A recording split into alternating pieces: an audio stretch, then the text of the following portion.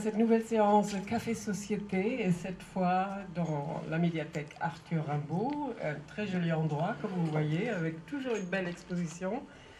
Notre invitée, donc, c'est Dorothée Benoît Brovès, et on va parler de neuropouvoir, et c'est elle qui a choisi le titre Neuropouvoir et le cerveau sous emprise. Ce qui veut dire qu'on va parler des manipulations et des pouvoirs, la tentative de mettre la main sur les neurosciences en fait. Je vais dire quelques mots sur Dorothée Benoît Brovès, qui est auteur aussi, pas seulement co-auteur, elle est auteur de beaucoup de livres.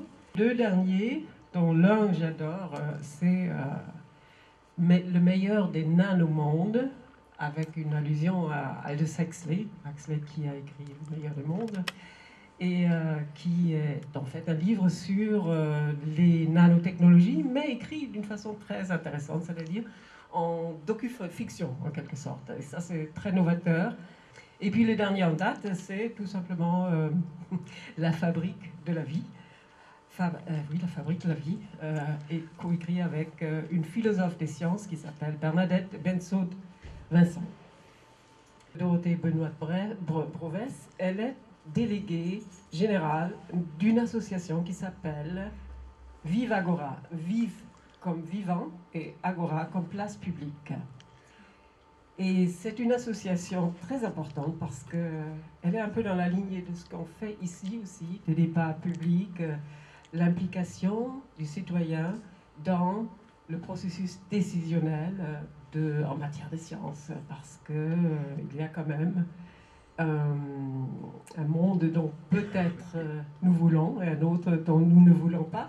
Donc pour cela, il faut s'informer, il faut s'impliquer et être impliqué. Et voilà ce que Vive Agora, dont Dorothée Benoît Brovès est la déléguée générale, se propose de faire. Les hommes ont la bosse des maths, presque tous, ils sont très doués pour les sciences, pour la technique, alors que les femmes sont bavardes, elles sont douées pour les langues, certes, mais elles sont bavardes et elles ne savent pas s'orienter dans l'espace. Et tous ces stéréotypes, finalement, à la lumière des neurosciences et du progrès des neurosciences, ne tiennent pas debout, hein, parce que ce que montre l'IRM, c'est-à-dire l'imagerie cérébrale et toutes les autres expériences qu'on fait maintenant, les nouvelles connaissances qu'on a sur les neurosciences, sur le cerveau, montrent qu'il y a une énorme plasticité du cerveau. Et cette plasticité du cerveau nous aide à apprendre jusqu'à tout le long de notre vie. Bonjour à tous. Bravo pour votre intérêt pour ces sujets introspectifs ou extrospectifs, je ne sais pas. Vous allez voir que au-delà effectivement du livre Cerveau, sexe et pouvoir, qui était très centré sur la compréhension, quelles sont les différences du cerveau entre les hommes et les femmes, qui visait à montrer combien les différences étaient très largement liées à l'environnement et beaucoup moins peut-être au hardware, à la génétique ou aux hormones.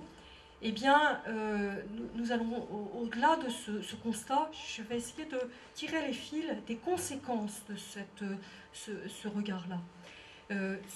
Les sciences et les techniques sont de plus en plus présentes dans nos sociétés et on ne s'en rend pas compte comme elles, finalement, progressivement, posent un regard, imposent un regard et monopolisent un regard. Et c'est pour ça que cet exposé a une dimension politique, parce que si nous voulons être attentifs à ce que nous faisons avec les techniques, il faut bien savoir démonter ce processus-là. Alors, j'ai intitulé cet exposé « Neurosociété vers une rupture de civilisation ». Vous allez me dire que c'est un petit peu mégalo. Mais si je parle de civilisation, j'entends par là le tissu qui nous fait tenir ensemble. Et rupture de civilisation, ça veut dire, est-ce que nous sommes vigilants sur ce tissu qui est lié à notre histoire, et notamment l'héritage des Lumières, l'humanisme. Et vous allez voir que, en progressant, un certain nombre de signaux peuvent être perçus comme un petit peu inquiétants. De manière un peu générale, j'ai ici planté un peu le décor de ce que nous vivons, dans quoi nous sommes immergés. Donc on a une société qui est de plus en plus pilotée par des automates, des standards aussi du cerveau, c'est-à-dire qu'il y a des injonctions dans notre société. Vous voyez comme moi combien il y a la performance qui nous assaille en permanence, la performance au travail, la performance à l'école, la performance corporelle, la performance sexuelle, la performance intellectuelle. Et donc sort cette fatigue d'être soi, dont certains ont beaucoup parlé, et qui fait que comment va-t-on pouvoir tenir, et est-ce que c'est pas là le début de la nécessité de béquilles chimiques, de prothèses. Ce que nous avons montré, c'est que en voulant simplifier, c'est très pratique parce que ça permet de trouver un support, une preuve de la hiérarchie. Hiérarchie entre les sexes, hiérarchie entre les blancs et les noirs. Au XIXe siècle, le cerveau était un très bon support pour dire que oui, forcément, les noirs avaient des tout petits cerveaux, comme les femmes. Voilà, ceux qui dérangent ont forcément quelque chose en moins. Olivier Rey, qui est un polytechnicien qui publie des livres assez étonnants avec une très grosse culture de philosophe, parle d'objectivation de la pensée, c'est-à-dire on rend la pensée objet, et donc ce processus-là s'opère par l'effet du travail des neurosciences, et c'est pas tout à fait neutre, hein, c'est ça le propos que j'essaye de développer. Ce qui est extrêmement important à noter d'un point de vue politique, c'est que cette affaire-là s'inscrit dans une politique des sciences et des techniques qui est la vision d'une convergence entre nano, bio, info et cogniscience, c'est-à-dire cette convergence NBIC, qui considère qu'à partir du moment où on se positionne sur les briques élémentaires de la matière, comme le fait le nanomonde, avec ses nanotechnologies au milliardième de mètre, hein, c'est vraiment un monde invisible, très, très minuscule, eh bien on peut mettre en correspondance les artefacts et le vivant, et donc on arrive dans le champ de la biologie. Je rappelle que la molécule d'ADN, son diamètre c'est de 2 nanomètres, donc on est dans des champs à peu près similaires. L'informatique est là du point de vue des bases de données, de l'analyse des données, des possibilités de calcul extrêmement rapides, de la synthèse même des molécules. Donc on a la possibilité, comme on l'a montré dans le livre qu'évoquait Britt, fabriquer la vie. Nous sommes en mesure de fabriquer de l'ADN sur mesure très, très rapidement, à très bas coût, et donc à refabriquer les génomes des organismes. Et bien donc nano, bio, info, tout ça est bien coordonné, et tout ça vers une fonctionnalisation de la matière, c'est-à-dire greffer des nouvelles fonctions à la matière, mais aussi greffer des nouvelles fonctions au vivant, comme on le voit déjà avec les OGM, mais avec l'idée, la perspective d'hybrider le vivant et les artefacts avec un continuum. C'est-à-dire que, très précisément, on arrive à un moment où la différence entre l'inerte et le vivant devient quasi impossible à déterminer. Et donc nous allons avoir un monde pour lequel l'artificialisation ne va plus se voir. Connecter le cerveau, donc ça c'est tous les processus d'interface cerveau-machine, avec des choses très intéressantes pour l'aide aux handicapés, pour des pilotages extrêmement fins par le cerveau en direct, de pouvoir utiliser un battement de paupières qui peut commander un bras qui manque, des choses comme ça dont vous avez entendu parler parce que la presse en parle beaucoup, et c'est assez fascinant. Il y a l'amélioration avec des neuromodulations par des champs magnétiques extérieurs qui sont utilisés pour traiter certains situation de dépression profonde. Il y a des améliorations qui sont tentées, des traitements qui sont tentés par stimulation profonde, notamment des Parkinsoniens, avec 100 000 personnes déjà traitées par des implants, par des implants cérébraux avec des électrodes implantées. Et là, ces travaux-là, d'ailleurs, ont pu montrer combien il était très subtil, très délicat d'opérer parce qu'il faut aller au bon endroit. Tout ça donc pour les Parkinsoniens, pour donc supprimer les tremblements. Hein. Et donc, quelquefois, il y a des effets secondaires, quelquefois, il y a des effets sur l'humeur, des effets sur le caractère. Et on sait que le cerveau est extrêmement sensible sur des zones très très petites. Et on peut arriver à transformer véritablement la personnalité de quelqu'un en jouant sur des stimulations de ce genre. Il y a tout le champ de la manipulation médicamenteuse avec les psychotropes. Vous savez que la France est un des plus gros consommateurs au monde de psychotropes, avec des produits très variés, les amphétamines, le Prozac, le modafinil, le Rohypnol, tous ces produits qui jouent sur l'humeur, qui sont quelquefois des détournements de produits qui ont des visées très spécifiques pour des maladies particulières. La Ritaline, oui, il manque un mot. La Ritaline ici, qui est utilisée pour traiter les enfants hyperactifs, pose aussi beaucoup de problèmes sur ses usages. Et puis, dans la manipulation du cerveau, là où quelque chose devient extrêmement préoccupant, c'est les smart drugs, c'est-à-dire ces molécules de confort qui vont jusque dans nos boissons, hein, vous voyez, nos boissons, l'alcool, enfin, il y a tout un continuum là aussi qu'on ne distingue pas bien entre drogue ou non-drogue, confort, pas confort, thérapie, pas thérapie, pour lequel on ne pose pas beaucoup de questions. Ça nous, progressivement, on s'habitue et finalement, on va devenir extrêmement dépendant. Ce sont tous ces produits qui vont nous faire dormir, vont nous, au contraire, nous réveiller rapidement, vont augmenter notre mémoire, vont même supprimer la mémoire s'il y a quelque chose qui nous dérange, etc. C'est-à-dire une sorte de recours technique pour régler des questions qui sont des questions existentielles. Je me permets de lâcher ce mot. Enfin, il y a accaparer le cerveau, donc je fais allusion au cerveau disponible. Le cerveau disponible, vous vous souvenez de cette fameuse phrase du président de TF1 qui, à propos de la publicité sur la chaîne, considérait qu'il fallait vendre les cerveaux disponibles, de plus en plus disponibles. Je suis frappée sur Canal+, quand vous regardez certains moments, mais vous avez plus de publicité que d'émissions. Enfin, je ne comprends pas. Je comprends pas comment on accepte des situations aussi hallucinantes de connexion et en plus c'est de la publicité pour les enfants pour qu'ils mangent plus. Enfin, je ne sais pas dans quel monde on est. Je trouve que c'est quand même hallucinant comment tout ça est accepté, normalisé, banalisé. Donc progressivement, on a cette technologie qui nous protège, qui devient une technologie qui augmente.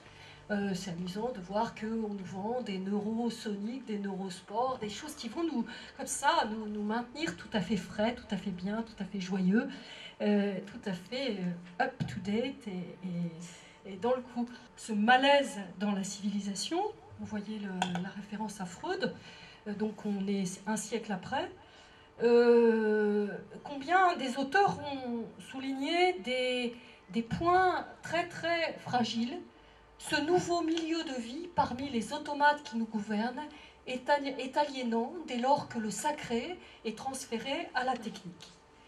Et ce que je voudrais, là où je vais aller pour terminer, c'est le fait que tous les possibles proposés par la technique, c'est la légitimité. Tous les possibles sont légitimes. Vous entendez en permanence dire « si nous sommes capables de faire cela, nous le ferons ». Alors c'est là que la démocratie va avoir quand même à la tête quelque chose à dire. Parce qu'en arrière-plan, il y a une idéologie, il y a un vrai questionnement sur cette tentation, je le dis comme ça, de sortir de la condition humaine. C'est-à-dire, autrefois, enfin je dirais dans la période humaniste, parce que nous sommes en train de sortir de l'humanisme, le dépassement était construit comme une éducation, c'est-à-dire comme un vivre ensemble et comme une considération de soi et de l'autre. Et donc avec un certain nombre de circulations tout à fait particulières de valeurs et de travail sur soi. J'y reviendrai sur cette notion de travail que développe beaucoup Peter Sloterdijk. Je vais juste lire cette phrase de Ruthofer qui me semble très importante et qui rejoint la dimension paradoxale que j'ai soulignée tout à l'heure, juste le fait que toutes les technologies sont simultanément extension et automutilation d'une faculté humaine, physique ou mentale. Et donc la question c'est que si nous voulons doper quelque chose, c'est un choix, mais encore faut-il être bien conscient de cela, d'une part. Et puis, il y a une autre dimension, c'est est-ce qu'on veut doper un humain isolé ou est-ce qu'on veut considérer l'humain dans son écosystème. Je suis en train de montrer qu'il y a toute une idéologie qui conduit à se dire la technique va nous sauver, qui de près ou de loin, peu ou prou, s'inspire d'un certain nombre d'auteurs comme ceux-là, avec ces auteurs ne sont pas du tout des auteurs négatifs, simplement ils ont contribué à développer cette réflexion sur le dépassement, certains en étant vraiment dans un questionnement du dépassement humain, humaniste, je vais dire, et d'autres davantage sur le versant dépassement technologique. Quel est le rapport entre notre mémoire humaine et les mémoires électroniques? Ça, c'est une question très importante. Quelles sont et vous voyez comment nous sommes encombrés par ces traces électroniques, par cette mémoire qui est en fait factuelle et hors de nous, et que nous ne pouvons plus effacer, les sites Facebook qui nous collent au basque, tout ça est extrêmement impressionnant. Le transhumanisme arrive ici, c'est-à-dire ce mouvement international avec beaucoup d'acteurs aux États-Unis, mais aussi en Europe. Alors, les marchés sont énormes. Là, j'ai cité le chiffre de 15 milliards de dollars de recettes annuelles pour les smart drugs en 2004. Hein, donc, les choses ont dû pas mal évoluer. Et donc, on est sur, si on prend le milieu, les propositions de neurocéutiques, donc ces smart drugs, eh bien, un certain nombre d'entreprises ici, qui sont d'ailleurs plus ou moins reliées aux personnes que je viens d'évoquer, ont leurs propositions pour améliorer la mémoire, pour améliorer l'éveil, traiter la maladie d'Alzheimer. Là aussi, maladie d'Alzheimer, on voit bien que d'une manière un peu raisonnable, les scientifiques considèrent que les médicaments actuels ne sont pas vraiment très très efficaces, et pourtant. Donc, bon, il faut être un peu fin, hein. Je ne suis pas en train de dire que rien n'est efficace, mais il y a une utilisation d'un discours pour vendre des solutions à des gens qui sont en détresse. En même temps, de l'autre côté, du côté de la guerre, des insectes télécommandés, des drones qui tuent à l'autre bout de la planète. Vous savez que dans le désert du Nevada, vous avez les pilotes des drones qui sont sur les champs de bataille d'Afghanistan et autres endroits, et qui peuvent donc réaliser des attaques, et qui voient d'ailleurs de très près leurs victimes, et qui se retrouvent dans des situations mentales absolument terribles, de voir les dégâts qu'ils font en jouant en joystick. Une confiance plus grande dans la machine, qui rejoint pour moi une préoccupation qui me semble importante, c'est après-guerre en 1945. Il y a eu un tel désastre, une telle considération de la possibilité de faire confiance à l'homme, vu ce qu'il a été capable de faire avec la Shoah plus Hiroshima, que s'est développée la cybernétique. Je le rappelle, le cybernétique, c'était la commande automatique des automates, mais aujourd'hui la commande des cerveaux. C'est ce qu'on appelle le biopouvoir ou le no-pouvoir. Je vais terminer. Pourquoi tout ça se passe? Eh bien parce que la finitude est intolérable, la finitude de notre condition humaine, la finitude de notre planète. Vous voyez sur le champ de l'écologie comme c'est la même chose. Donc nous ne voulons pas avoir des limites. Nous avons le choix aujourd'hui entre technomimétisme et biomimétisme. C'est-à-dire qu'aujourd'hui, soit nous sommes fascinés par notre puissance et la technique nous emmène vers nos fantasmes, vers ce que nous espérons devenir par une projection de puissance. Soit nous avons une posture très différente qui est le biomimétisme, c'est se dire ce qui est intéressant, c'est notre être au monde, c'est-à-dire notre statut d'être vivant, et que de là nous avons beaucoup à apprendre. Et même la technique peut s'inscrire là, c'est-à-dire qu'il peut y avoir une biotechnique qui fonctionne à la manière du vivant. L'écomimétisme, c'est-à-dire un travail qui considère d'ailleurs les artefacts non pas pris isolément, mais en écosystème. Et donc là, on a une opposition entre deux éthiques qui apparaît. Éthique du respect, c'est le rapport aux données, le biomimétisme, versus éthique de la maîtrise. Et c'est pour ça que certains développent l'idée de technologie de la modestie, de technologie qui soit plus du tout dans l'esprit de la toute-puissance, mais qui soit beaucoup plus en phase avec les territoires, avec les personnes, les sociétés, et qui ne soient pas des technologies d'ailleurs surplombantes, mais au contraire ajustées aux personnes. La question qu'on peut se poser, c'est est-ce que la qualité de vie qu'on cherche, est-ce que l'augmentation qu'on cherche, est-ce qu'on on pourrait pas réfléchir non pas à l'augmentation de nos compétences, de nos capacités individuelles, mais à une augmentation des compétences collectives, intelligence collective, conscience des interdépendances. Les possibilités de connexion à la naissance, elles sont énormes. Je rappelle que l'humain est néothénique, c'est-à-dire totalement inachevé à la naissance. C'est l'animal le plus néothénique qui soit. Et donc c'est la chance de la culture.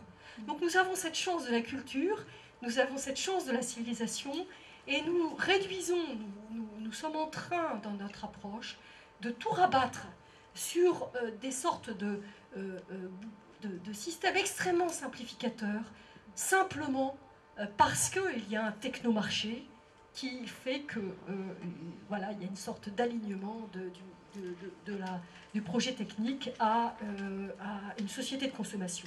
Je me mets dans la lignée de ce que travaille Miguel Benassaillac, c'est-à-dire combien la vitalité démocratique est essentielle pour que face au possible, nous soyons capables, par le dialogue, par la parole, l'importance de la parole, de partager quelque chose, de partager l'expérience, de partager l'insoutenable, de partager le sens, de partager le futur, la vision du futur, de travailler sur les possibles. C'est-à-dire qu'il y a une sorte de locomotive folle de train qui avance, qui est la proposition technique, que nous ne pouvons pas juste regarder ce train passer parce que nous y sommes embarqués.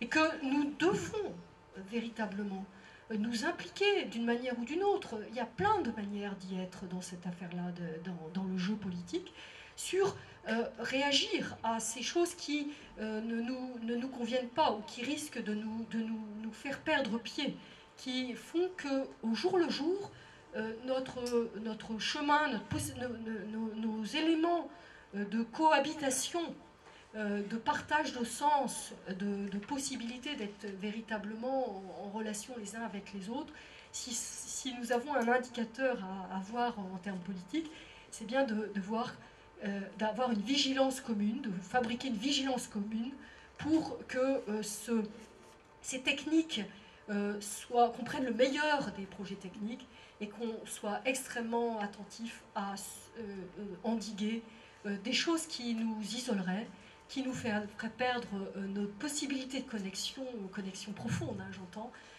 avec le monde, avec nous-mêmes et avec les autres. Merci. Quand on voit la vulgarisation du cerveau, pour moi, il s'agit de pseudo-science. C'est-à-dire qu'il faut distinguer la science, je dirais les utilisations qui sont faites de la science dans un but de vulgarisation qui dérive très souvent à de l'incompréhension totale ou au délire les plus complets, et puis la technologie. On a des enfants qui sont dans une génération, qui sont nés, qui sont avec l'ordinateur tout le temps. Nous, on a un sens critique, on a un regard par rapport à ça. Je me demande si eux ont ce même sens critique, s'ils vont l'avoir, ou c'est déjà le vivre au quotidien, on en a besoin, et qui perdent tout ce que vous êtes en train de nous dire. Nous, on est conscientes, on est un peu effrayés pour eux, et eux, qu'est-ce qu'il en est de ces jeunes? Donc, ce que j'essaye simplement de dire, c'est que on sait de mieux en mieux où ça s'allume, comment ça s'allume, quelle temporalité, etc. Mais que ces images, alors je ne sais pas si vous les connaissez, mais ces images, c'est l'approche scientifique de comment ça marche. Ça ne dit pas tout du contenu, c'est-à-dire que ça va montrer qu'il y a du plus, du moins, mais si vous pensez à votre grand-mère juste maintenant, personne à l'IRM ne va pas vous dire que vous pensez à votre grand-mère. Il va voir que vous avez un visage qui apparaît, c'est tout ce qu'il pourra dire.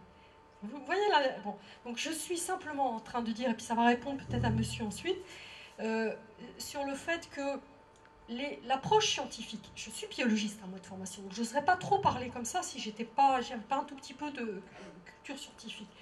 L'approche scientifique n'est pas suffisante et qu'il faut qu'on soit très vigilant sur le fait que ça ne dit pas tout de ce que notre cerveau produit.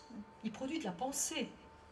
Alors, du côté de la science et les pseudosciences, ce qu'on a montré dans le livre avec Catherine Vidal, sur le champ homme-femme, on pourrait le faire sur plein d'autres choses, c'est que quand même, il y a un certain abus de pouvoir des scientifiques eux-mêmes, qui, d'une part, veulent vendre leur affaire en disant, voilà, j'ai trouvé quelque chose. Pour certains, qui osent dire dans certaines conclusions de papier, voilà, là, ça met en valeur le gène qui est responsable d'eux, enfin, des simplifications.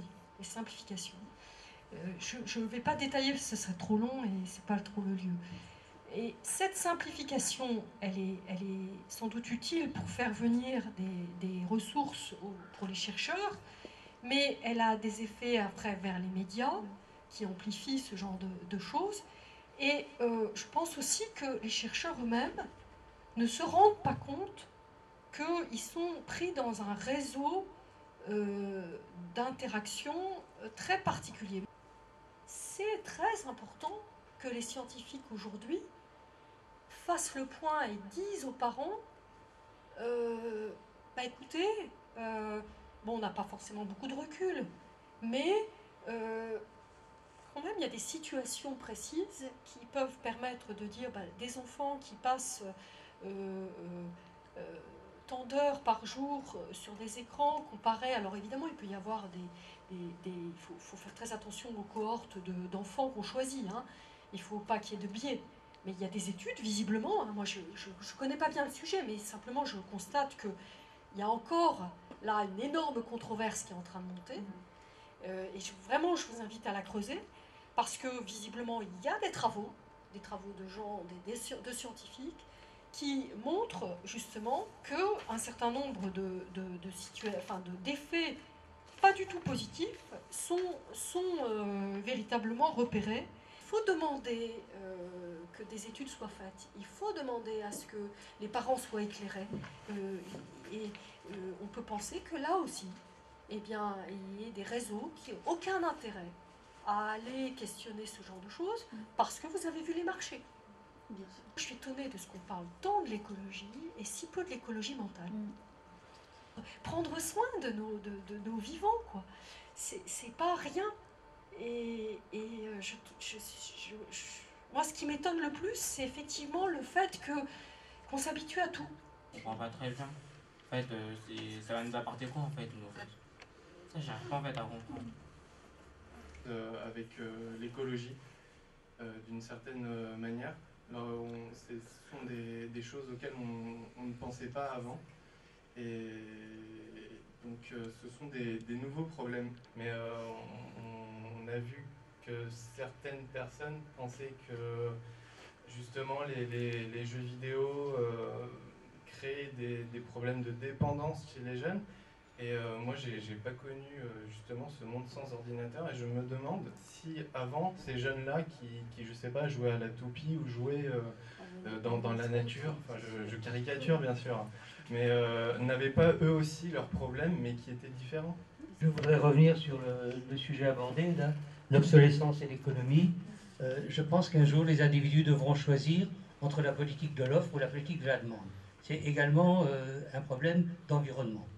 J'ai regardé l'information et il était question d'une expérience dans une école primaire où on a demandé aux enfants de ne pas regarder la télévision tous les matins avant d'aller à l'école. Et ils ont tenu bon et ils avaient des notes chaque fois. Après la fin, ils avaient tenu ça très, très positivement avec un schéma, et chacun devait mettre le temps, enfin ce qu'il avait pu faire entre-temps. Et finalement, on s'était rendu compte que les rapports avec les parents, avec les frères et sœurs étaient bien meilleurs, qu'ils avaient appris à se connaître, qu'ils avaient fait beaucoup d'autres choses. Ils avaient joué ensemble à des jeux qu'ils avaient oubliés. Au lieu de regarder bêtement, de regarder la télévision comme ça. Parce que moi, je pense à cette extrême solitude que ça va créer aussi. On entend que dans les entreprises, les gens, ils ne se voient plus, ils n'ont plus le temps, ils ne prennent pas de pause, ils regardent leur mail parce qu'ils ont des quantités à lire. Et finalement, les rapports humains sont un petit peu aussi déviés. On n'a plus de convivialité nécessaire. Et puis, il y a autre chose aussi. Moi, je me demande si ces progrès c'est passionnant. On vit une époque vraiment passionnante, mais on ne sait pas où on va s'arrêter. Alors, si c'est pour une amélioration de la qualité de la vie, par exemple, on ne pensait pas que les bébés pouvaient souffrir, et il est arrivé dans les années, il n'y a pas tant que ça, je crois dans les 60, on pensait qu'un enfant ne ressentait pas la douleur, et on pouvait lui faire des tas de choses quand il était souffrant, sans l'endormir. Et là, on s'est aperçu que finalement, il y a une grande réception à la douleur. On s'aperçoit qu'un enfant entre 0 et 5 mois, peut-être in utero, il comprend son environnement. Enfin, il y a des choses étonnantes qu'on peut retrouver dans les progrès scientifiques. C'est vrai qu'en 68, je le dirais, après la Révolution, on croyait que tout était réglé, que le monde allait changer. Or, nous, le monde qu'on a aujourd'hui, c'est le monde issu de 68 qui avait révolutionné toute l'Europe, je dirais tout le monde.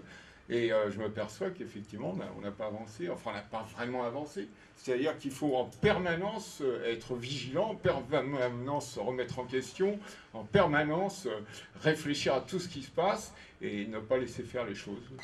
Il faut être très nuancé. Moi, je ne suis pas du tout dans une posture de méfiance technique en tant que telle. Du tout. Je veux dire, j'insiste beaucoup là-dessus. Par contre... justement pour que la proposition, pour que les efforts de notre mouvement collectif soient fructueux et pas désastreux, je pense important de se poser la question de où ça va. Et quelquefois, c'est pas parce que nous, on s'en est à peu près sortis que le voisin, ça va aller, et parce que il y a eu des parents, et pour certains, il n'y a pas de parents qui rattrapent, etc. Donc, ce qui est très important, c'est de voir dans quel bain nous sommes plongés. C'est ça que j'ai essayé de montrer. Dans quel bain nous sommes. Et dans ce bain, il n'y a pas de fatalité. C'est ça, moi, qui m'anime. C'est que... il n'y a pas de raison que le mouvement technique s'auto-produise, s'auto-engendre. Je suis très inquiète de la perte de pilotage. Les gens du management disent qu'on ne sait plus l'effet d'une action, c'est-à-dire qu'on ne sait pas si ça va être bon ou mauvais. Donc on sait, voilà, donc il faut être extrêmement modeste sur le jugement. Qu'est-ce qui vaut la peine, qu'est-ce qu'il faut promouvoir, dans quoi il faut avoir des vigilances. Moi, il me semble quand même que ce qui nous manque de manière tellement forte, et vous l'avez dit, c'est ce partage ensemble des valeurs qui nous font tenir ensemble. Je crois qu'aujourd'hui, à la fois les outils, à la fois les questions, quand on interroge des dirigeants sur pourquoi ce choix-là, où ça va, eh bien moi j'entends des directions, des gens très haut placés, chez IBM, chez Total, c'est effondré. Ils ne savent pas. Ils ne savent pas où ça va. Ils ne savent pas faire de tri. C'est juste, on fait tourner, on est pris dans le système. Donc on est sur une économie irréelle, sur des technologies irréelles. Donc il y a un moment donné, il est de notre responsabilité que de se dire, bon, essayons de maintenir des choses qui comptent pour notre esprit, notre vivre ensemble, notre cohésion sociale. J'attire l'attention sur le fait quand même que ce qui est en train de se passer sur la défiance qui se généralise parce qu'on ne croit plus ni à la protection par les médicaments, ni au système de médicaments, ni à la possibilité qu'on puisse faire des bons choix énergétiques parce qu'on voit très bien que les intérêts ceci, cela, enfin on n'a plus confiance. Et donc, si nous n'avons plus confiance dans nos institutions, le problème va être très très grave. Donc il va falloir redonner de la confiance dans des choses, dans des objets, dans des sous-systèmes. Et c'est plus qu'urgent. Donc on en est là. On est là sur, je crois, les limites de l'écosystème naturel, mais les limites de l'écosystème mental, temporel. On est inscrit dans le temps et on a des limites. Et ça ne sert à rien de s'inventer qu'on va tout lire. Ça ne sert à rien de s'inventer qu'on est des super humains, s'imaginer que voilà, on sature. Et donc il faut peut-être trouver quelque chose de beaucoup plus tranquille, beaucoup moins frénétique. Moi je trouve qu'on a une frénésie effrayante de boulimie de ces choses-là qui finalement ne nourrissent pas une certaine tranquillité, un